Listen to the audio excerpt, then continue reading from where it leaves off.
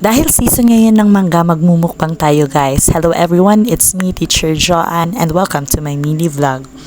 Dalawang variety ng mangga ang kakainin natin today, kaya tara, kain tayo.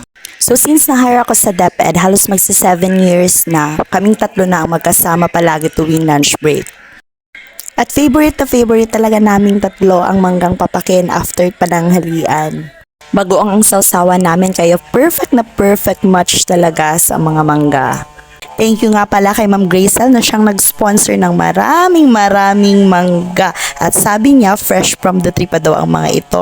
And since hindi naman namin kayang ubusin tong tatlo, ay pinag-share din namin ito sa aming mga iba pang kasamahang guro. Masarap din naman talagang mag-food trip, lalo na kapag interesting yung topics na pinag-uusapan ninyo.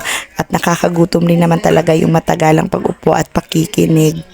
At talagang masasabi naming tatlo na for today's video ay craving satisfied. So thank you guys for watching. Hanggang sa muli.